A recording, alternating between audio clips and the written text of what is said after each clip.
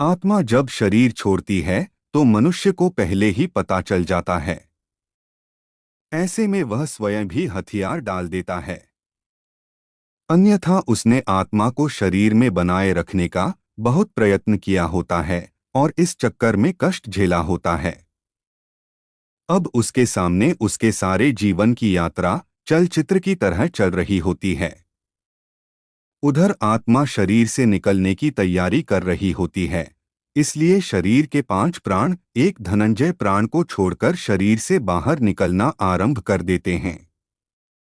ये प्राण आत्मा से पहले बाहर निकलकर आत्मा के लिए सूक्ष्म शरीर का निर्माण करते हैं, जो कि शरीर छोड़ने के बाद आत्मा का वाहन होता है। धनंजय प्राण पर सवार होकर आत्मा शरीर से निकलकर इसी सूक्ष्म शरीर में प्रवेश कर जाती है। बहरहाल अभी आत्मा शरीर में ही होती है और दूसरे प्राण धीरे धीरे शरीर से बाहर निकल रहे होते हैं कि व्यक्ति को पता चल जाता है। उसे बेचैनी होने लगती है, घबराहट होने लगती है।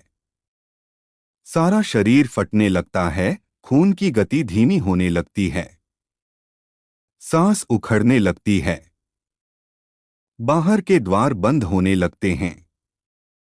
अर्थात अब चेतना लुप्त होने लगती है और मूर्छा आने लगती है।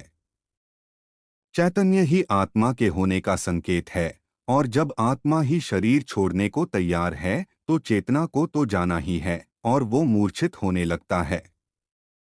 बुद्धि समाप्त हो जाती है और किसी अनजाने लोक में प्रवेश की अनुभूति होने लगती है। यह चौथा आयाम होता है। फिर मूर्छा आ जाती है और आत्मा एक झटके से किसी भी खुली हुई इंद्रिय से बाहर निकल जाती है। इसी समय चेहरा विकृत हो जाता है। यही आत्मा के शरीर छोड़ देने का मुख्य चिन्ह होता है। शरीर छोड़ने से पहले केवल कुछ पलों के लिए आत्मा अपनी शक्ति से शरीर को 100% सजीव करती है ताकि उसके निकलने का मार्ग अवरुद्ध न रहे, और फिर उसी समय आत्मा निकल जाती है और शरीर खाली मकान की तरह निर्जीव रह जाता है। इससे पहले घर के आसपास कुत्ते बिल्ली के रोने की आवाजें आती हैं। इन पशुओं की आंखें अत्यधिक चमकीली होती है, जिससे ये रात के अंधेरे में तो क्या सूक्ष्म शरीरधारी आत्माओं को भी देख लेते हैं। जब किसी व्यक्ति की आत्मा शरीर छोड़ने को तैयार होती है तो उसके अपने सगे संबंधी जो मृतात्माओं के रूप में होते हैं उसे लेने आते हैं और व्यक्ति उन्हें यमदूत समझता है और कुत्ते बिल्ली उन्हें साधारण जीवित मनुष्य ही समझते हैं और अनजान होने की वजह से उन्हें देखकर रोते हैं और कभी-कभी भौंकते भी हैं। शरीर के 5 प्रकार के प्राण बाहर निकलकर उसी तरह सूक्ष्म शरीर का निर्माण करते हैं। जैसे गर्भ में स्थूल शरीर का निर्माण क्रम से होता है, सूक्ष्म शरीर का निर्माण होते ही आत्मा अपने मूल वाहक धनंजय प्राण के द्वारा बड़े वेग से निकलकर सूक्ष्म शरीर में प्रवेश कर जाती है। आत्मा शरीर के जिस अंग से निकलती है उसे खोलती तोड़ती हुई निकलती है। जो लोग भयंकर पापी होते हैं उनकी आत्मा मूत्र या मलमार्ग से निकलती है। जो पापी भी हैं और पुण्यात्मा भी हैं उनकी आत्मा मुख से निकलती है। जो पापी कम और पुण्यात्मा अधिक है उनकी आत्मा नेत्रों से निकलती है, और जो पूर्ण धर्मनिष्ठ हैं पुण्यात्मा और योगी पुरुष हैं उनकी आत्मा ब्रह्मरंध्र से निकलती है। अब तक शरीर से बाहर सूक्ष्म शरीर का निर्माण हुआ रहता है, लेकिन ये सभी का नहीं हुआ रहता। जो लोग अपने जीवन में ही मोहमाया से मुक्त हो चुके योगी पुरुष हैं उन्हीं के लिए तुरंत सूक्ष्म शरीर का निर्माण हो पाता है। अन्यथा जो लोग मोहमाया से ग्रस्त हैं परंतु बुद्धिमान हैं, ज्ञान विज्ञान से अथवा पांडित्य से युक्त हैं, ऐसे लोगों के लिए 10 दिनों में सूक्ष्म शरीर का निर्माण हो पाता है। हिंदू धर्मशास्त्र में 10 गात्र का श्राद्ध और अंतिम दिन मृतक का श्राद्ध करने का विधान इसीलिए है कि 10 दिनों में शरीर के 10 अंगों का निर्माण इस विधान से पूर्ण हो जाए और आत्मा को सूक्ष्म शरीर मिल जाए।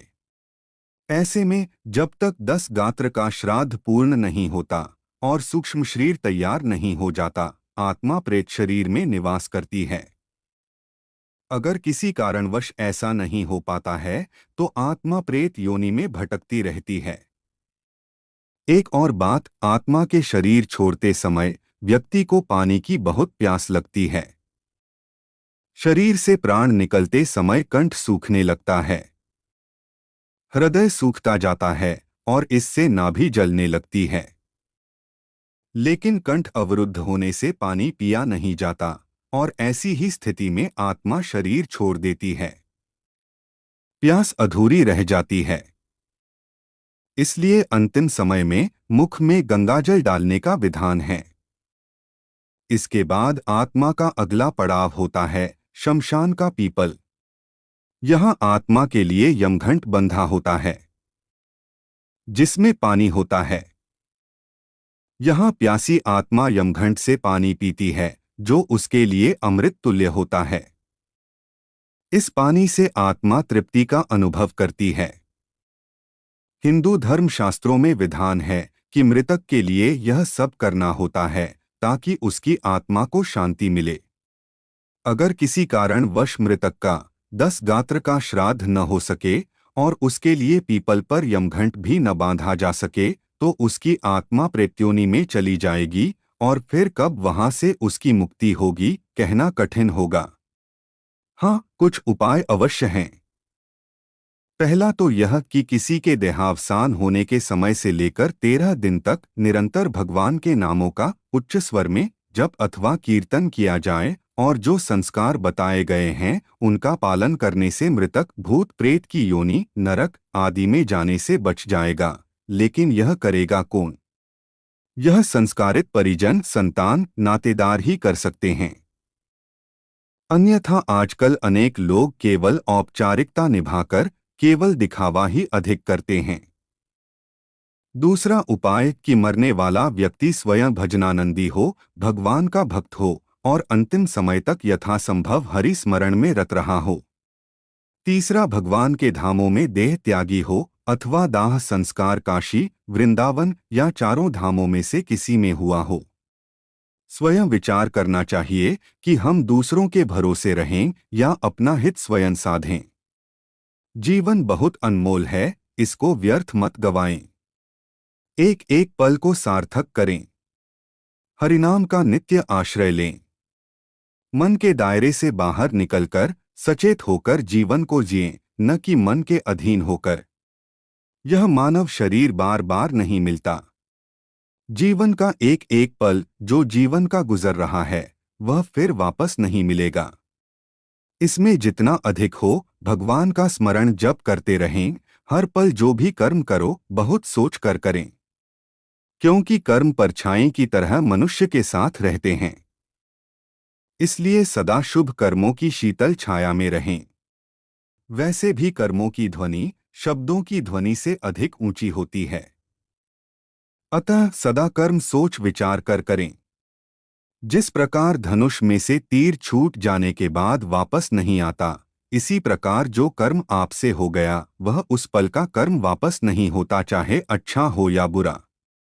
इसलिए इससे पहले कि आत्मा इस शरीर को छोड़ जाए, शरीर में रहते हुए आत्मा को यानी स्वयं को जान लें और जितना अधिक हो सके मन से, वचन से, कर्म से भगवान श्री राम, श्री कृष्ण का ध्यान, चिंतन, जप, कीर्तन करते रहें। निरंतर स्मरण से हम यम पाश से तो बचेंगे ही बचेंगे, साथ ही हमें भगवत धाम भी प्राप्त हो सकेगा, जो कि जीवन का वास्तविक लक्ष्य है।